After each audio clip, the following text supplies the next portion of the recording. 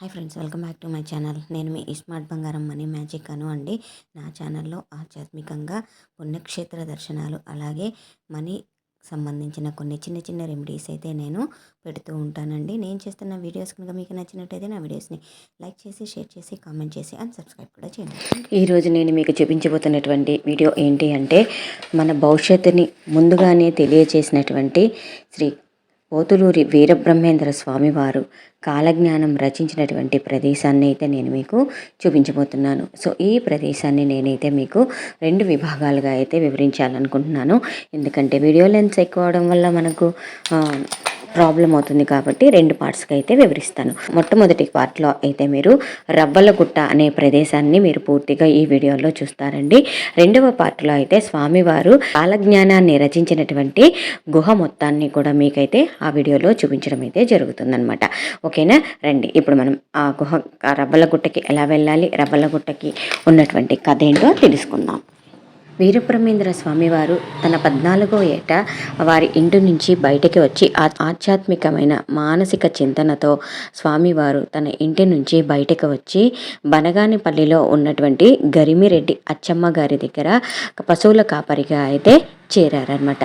ఆయన ప్రతిదినము పశువులను ఈ రవ్వలగుట్ట అనే ప్రదేశానికి వెళ్ళి అక్కడ రవ్వలగుట్టలో స్వామివారు ఒక రావి చెట్టు కింద గోవులన్నింటినీ ఉంచి ఆ గోవుల చుట్టూ ఒక గీత గీసి గోవులని అందులోనే మేయమని చెప్పి స్వామివారు రవ్వలగుట్టలో రావి చెట్టు కింద ఉన్నటువంటి గుహలో అయితే కాలజ్ఞాన్ని రచించడం మొదలెట్టారు. వీరబ్రహ్మేంద్ర స్వామివారు గోవుల చుట్టూ ఒక గిర్ర గీయడం, గోవులు అక్కడే ఉండి మేత మేయడం ఇవన్నీ చూసినటువంటి గ్రామ ప్రజలు గరిమిరెడ్డి అచ్చమ్మ గారికి దగ్గరికి వెళ్ళి, మీ పశువుల కాపరి గోవులన్నిటినీ ఇలా ఒక దగ్గర ఉంచి వాటిని మేసేలా చేసి అతను అక్కడ ఉండట్లేదు, ఎక్కడికో వెళ్తున్నారు అని ఆవిడికి చెప్తారనమాట. అప్పుడు ఆవిడ ఈయన ఎక్కడికి వెళ్తున్నారు ఏంటి అని చూడాలని ఒకరోజు వీరబ్రహ్మేంద్ర స్వామి వారి వెనకాల ఆయనకి తెలియకుండా గోవులు వెనక వెళ్ళి చూస్తుంది. సో యథాతథంగా రవ్వలగుట్టకి వెళ్ళినటువంటి వీరబ్రహ్మేంద్ర స్వామి వారు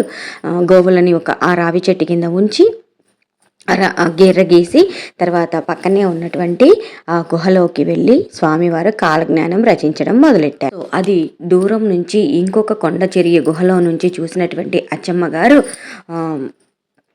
ఆశ్చర్యానికి లోనై స్వామివారికి పాదాభివందనం చేసి స్వామివారి ఆశీస్సులు తీసుకుని ఆనాటి నుంచి స్వామివారిని ఒక గొప్ప ఆధ్యాత్మికవేత్తగా అయితే గుర్తించడం అయితే జరుగుతుందనమాట. అలాంటి మహిమలు కలిగిన రవ్వలగుట్టని ఈరోజు నేను మీకు చూపించబోతున్నాను. రవ్వలకొండకు దారి. ఈ రవ్వలకొండకి బనగానపల్లె ఊరి ఎంట్రన్స్లోనే మనకు ఒక నీటి కాలువ వస్తుందండి. కాలువ పక్కన మనకు మట్టి రోడ్డు ఉంటుంది. ఆ మట్టి రోడ్డు గుండా మనము ఒక 5 నుంచి 6 కిలోమీటర్ల కనుక కొండ మీద మనం వెళ్ళినట్టయితే ఈ రవ్వలకొండ అనేటటువంటి ప్రదేశం అయితే వస్తుందన్నమాట. రవ్వలకొండ మార్గ మధ్యంలో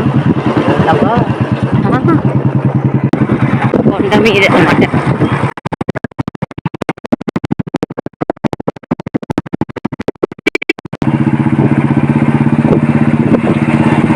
సహజంగా రాతితో ఉన్న ఆనకట్ట రవ్వలకొండకు దారి.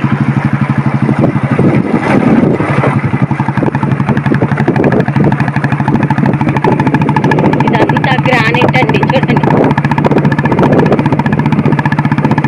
మొత్తం గ్రానైట్.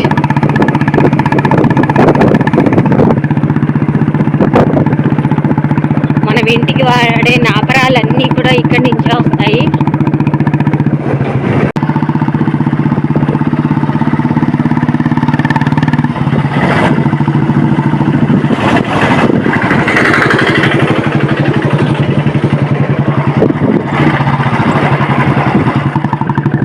నాపరాలే, ఇక్కడ ఏం వాడాలన్నా నాపరాలే వాడుతున్నారు.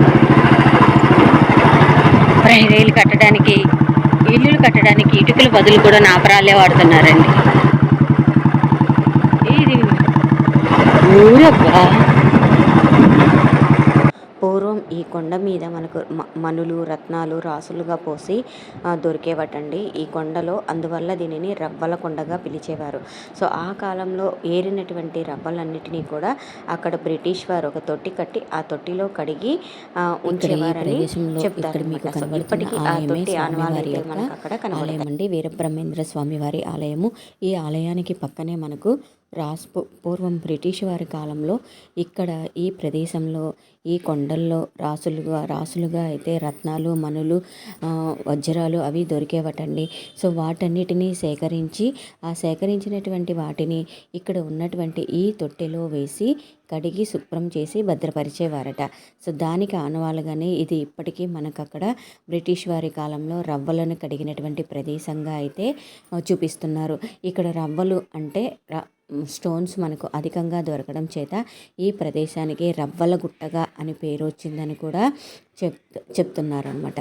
సో అలాంటి అద్భుతమైన ప్రదేశంలో ఇప్పుడు రవ్వలు రాసులు రత్నాలు అయితే ఏవీ దొరకట్లేదండి.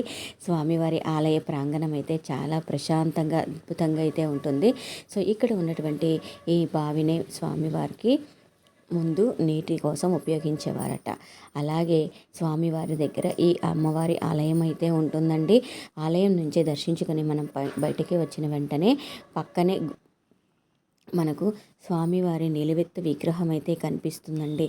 అది చాలా అద్భుతంగా ప్రశాంతంగా అయితే ధ్యానముద్రలో ఉన్న విగ్రహం అయితే మనకు కనిపిస్తుంది.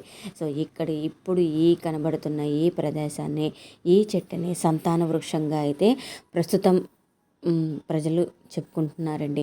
ఎందుకంటే పూర్వం వీరప్పయ్య స్వామివారుగా ఇక్కడికి వచ్చినటువంటి వీరబ్రహ్మేంద్ర స్వామివారు అచ్చమాంబ గారి దగ్గర పశువుల కాపరిగా చేరి ఆ పశువుల మందనన్నిటినీ ఈ వటవృక్షం దగ్గరికి తీసుకొని వచ్చి వటవృక్షం చుట్టూ ఒక గీతను గీసి ఆయన తన కార్యార్థమై పక్కనే ఉన్నటువంటి గుహలోనికి వెళ్ళేటటువంటి వారట.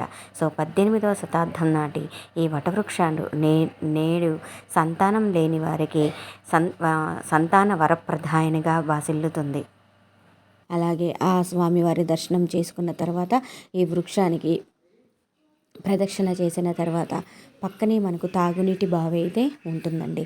సో అక్కడ ఆ బావిలో నీటినైతే ఇప్పటికీ కూడా అక్కడ ఉపయోగిస్తూ ఉన్నారు. సో ఇవన్నీ ఇక్కడ అన్ని దర్శనం చేసుకొని మనం కాస్త ఎదురుకు వెళ్ళిన వెంటనే స్వామివారు కాలజ్ఞానాన్ని రచించినటువంటి గుహకైతే మార్గం ఉంటుంది. ఈరోజు ఈ వీడియోలో మీకైతే నేను ఓన్లీ రవ్వలగుట్ట ఉన్నటువంటి పరిసర ప్రాంతాలు మాత్రమే చూపిస్తున్నానండి.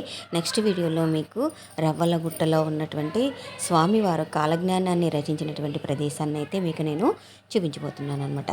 సో వచ్చేయండి, రవ్వలగుట్టని ఉన్నటువంటి అద్భుతమైన అందమైన ఆహ్లాదకరమైన ప్రదేశాలన్నిటినీ చూసి ఆనందించేయండి. ఓకేనా ఫ్రెండ్స్? ఇదిగో చూడండి, ఇదే మంచినీళ్ళ బావి అనమాట. పూర్వం ఈ బావి నుంచే మంచినీళ్ళు తాగేవారట ఈ రవ్వలగుట్టకి వచ్చినటువంటి వాళ్ళందరూ కూడా. ఓకేనా ఫ్రెండ్స్? సో రండి, ఇప్పుడు మనం ఈ వీడియో అందరినీ చూసేసి స్వామివారి కృపా కటాక్షాలకి ప్రాతుర్లైపోదాం.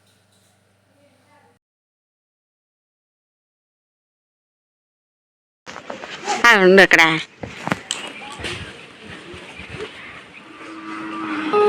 గుహలో కాలజ్ఞానం రాశారు, వెళ్ళండి ఆ గుహలో రాశారు.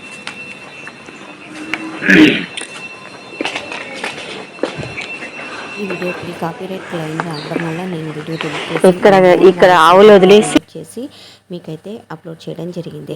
సో నేను చేసిన ఈ వీడియోస్ కనుక మీకు నచ్చినట్టయితే నా వీడియోస్ని లైక్ చేయండి, షేర్ చేయండి, కామెంట్ చేయండి అండ్ సబ్స్క్రైబ్ కూడా చేయండి. సో వీడియోలో అయితే ఆ వీరబ్రహ్మేంద్ర స్వామి వారి సాంగ్స్ రావడం వల్ల మొత్తం మ్యూట్ చేయడం అయితే జరిగింది. Thanks for watching. Please stay tuned for next video.